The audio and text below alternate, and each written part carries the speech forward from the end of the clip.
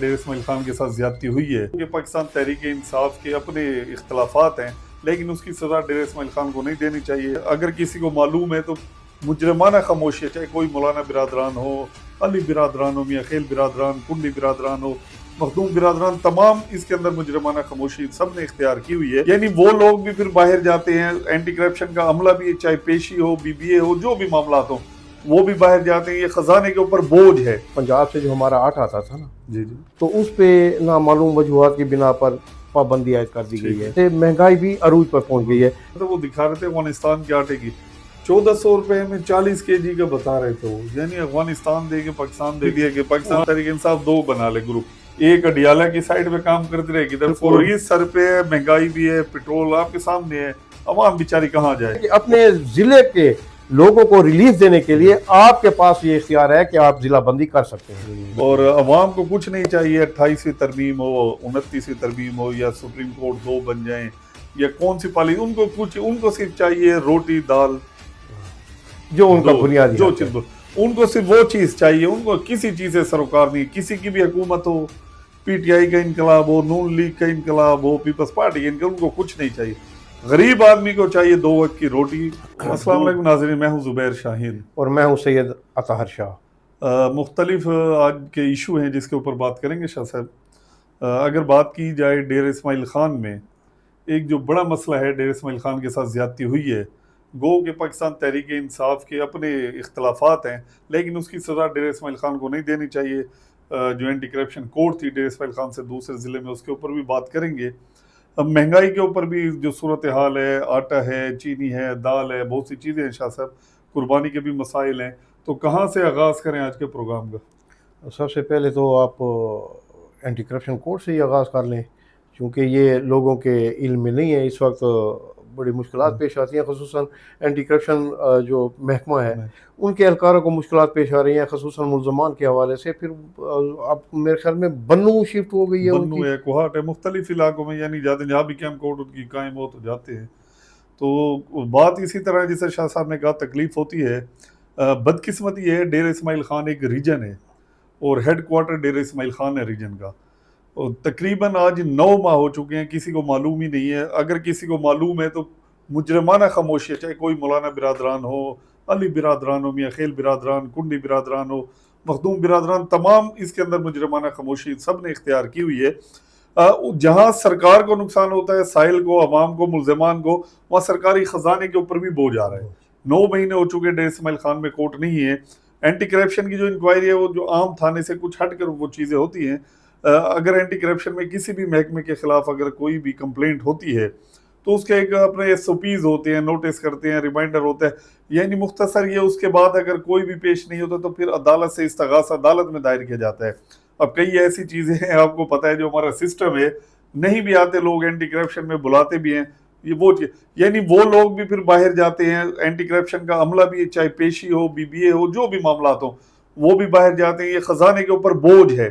وہی ملزمان ہیں یا جو بھی کمپلینٹ وغیرہ ہوں، یا وہ کورٹ جانا چاہتے ہیں، پیشی ہوتی ہے، کیس ٹرائل، تو اب تمام کو باہر آج 9 مہینے ہو چکے۔ پہلے ڈیر اسماعیل خان میں کورٹ ہوتی تھی، بظاہر جو بتاتے ہیں ذرا وہ یہ کہتے ہیں جی تھریڈز کی بھی بات کی جاتی ہے۔ سوال یہ ہے شاہ صاحب، تھریڈز ہوگا تو کس چیز کا ہوگا؟ وہ تو احاطہ کچہری ڈیر اسماعیل خان میں ہے، جوڈیشل کمپلیکس ہی ہیں، سیشن کورٹ سے ہی ہیں، ہائی کورٹ ہے، تو خالی ان کو تھریڈز کیوں ہو گئے اینٹی کرپشن والوں کو؟ بھائی یہ صورتحال ہے، اور خاموش ہے سیاستدان۔ تھریڈ کی جہاں بات کر رہے ہیں تو میرے خیال میں پورا خیبر پختونخوا اس وقت جو ہے نا اس کو جو ہے نا وہ لپیٹ میں ان جگہوں پہ بھی ہے جہاں جاتے ہیں، وہاں بھی ہو سکتے ہیں، اگر خدا نہ کرے کہ اگر کوئی دہشت گردانہ کاروائی یہاں ہوتی ہے تو یہ وہاں بھی ہو سکتی ہے، راستے میں بھی ہو سکتی ہے۔ اچھا، کچھ وہ مہنگائی اور آٹے کا کچھ پتہ ہے کیا شہر کے اندر کیا صورتحال ہے؟ عید آنے والی ہے، کچھ بتائیں گے؟ جی جی، یہ خصوصاً پنجاب سے جو ہمارا آٹھ آتا تھا نا جی جی، تو اس پہ نامعلوم وجوہات کی بنا پر پابندی عائد کر دی گئی ہے، وہ بند کر دیا گیا تھا، تو جس کی وجہ سے اب ڈیر اسماعیل خان سمیت خیبر پختونخوا کے مختلف علاقوں میں جو پنجاب سے آٹا تھا اس کی قلت کے باعث جو ہے وہ تھوڑا سا آٹے کی جو شارٹیج ہے اس کی وجہ سے مہنگائی بھی عروج پر پہنچ گئی ہے۔ پہلے یہی آٹا تقریباً 20 کلو کا جو تھیلا تھا وہ 2200 روپے کا مل رہا تھا، اب یہ 27 سے 2900 روپے تک پہنچ گیا ہے، تو ظاہری بات ہے عوام جو اس کا شاہ صاحب آپ کی بات کر رہا ہوں، وہ ایک اخوان ادھر ہوتے تھے ریہڑی پہ، آج صبح ہی میں اس کی ویڈیو دیکھ رہا تھا، وہ دکھا رہے تھے افغانستان کے آٹے کی 1400 روپے میں 40 kg کا بتا رہے تھے وہ، یعنی افغانستان دیکھیں پاکستان دیکھیں وہاں ریٹ، جس طرح پٹرول انڈیا میں ریٹ دیکھیں اور پاکستان میں دیکھیں، اور سب سے بڑی بات یہ ہے کہ ہم زرعی ملک ہیں. ہر چیز ہے سمندری ہے، وہاں یہ ریٹ ہے، سمجھ سے باہر ہے یہ کیا پالیسی ہیں. بہرحال یہ چیز ضرور ہے کہ گورنر صاحب ہو گئے، وزیر اعلیٰ ہو گئے، انہوں نے اس پہ تھوڑا سا وہ مل کے جو ہے نا وہ سٹینڈ لیا ہے.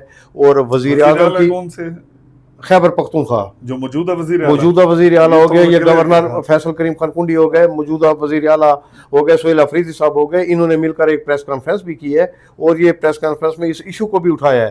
اور جہاں تک میری معلومات ہے کہ ایک کمیٹی بھی وزیر اعظم کی طرف سے ایک کمیٹی بنائی گئی ہے جن سے ان کی کل گورنر نے ایک سجیشن بھی دیا کہ پاکستان تحریک انصاف 2 بنا لے گروپ، ایک اڈیالہ کی سائڈ پہ کام کرتے رہے ادھر فوراً تنقید وہی تیر بھی شروع کر دیتے ہیں. بہرحال آج ان کی کوئی میٹنگ بھی ہوئی ہے اس حوالے سے، تو ظاہری بات ہے کچھ نہ کچھ نتائج تو. اچھا یہ مہنگائی جو آپ دیکھ رہے ہیں، سبزی ٹماٹر آپ دیکھ رہے ہیں، سب چیزیں کم ہیں نا اس ٹائم. ہاں اس وقت روزانہ آپ دیکھ رہے ہیں 10-10 20-20 روپے اوپر آ رہے ہیں.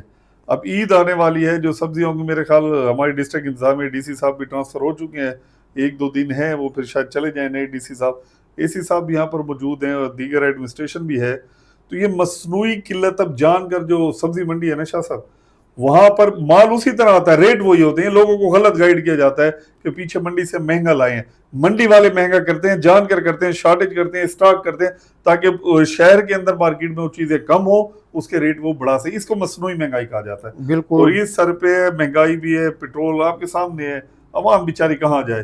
اور اب یہ صورتحال ہو جائے گی، قربانی کا حال آپ دیکھ ہی رہے ہیں جو صورتحال ہے. قربانی کے لیے سب سے بڑا اس وقت جو ہمارے لیے تھوڑا سا وہ مسئلہ بن رہا ہے نا، ایک متوسط طبقہ جو ہے اس کے لیے قربانی جو ہے نا وہ بڑی مشکل ہو رہی ہے.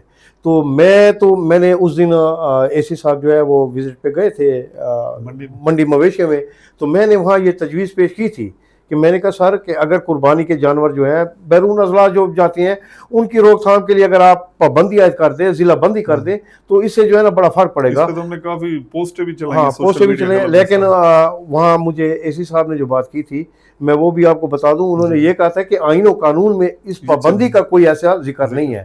میں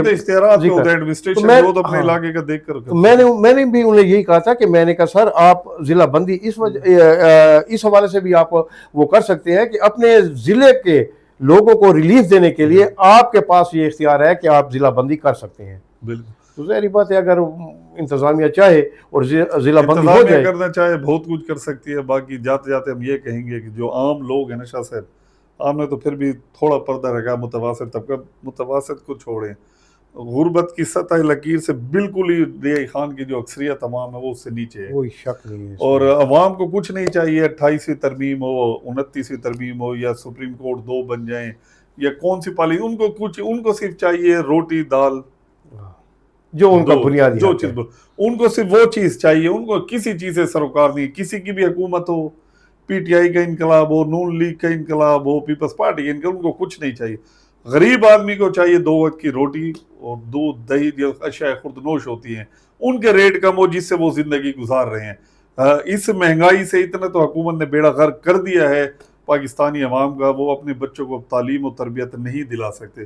اسکول چھڑوا دیے گئے ہیں. اب تو یہاں تک کہ مدارس کے اندر بھی چھوٹا موٹا بھی دیا جاتا ہے وظیفہ یا فیس، اور لینی بھی چاہیے، حق بھی بنتا ہے، وہ بھی اب افورڈ وہ غریب آدمی نہیں کر سکتا.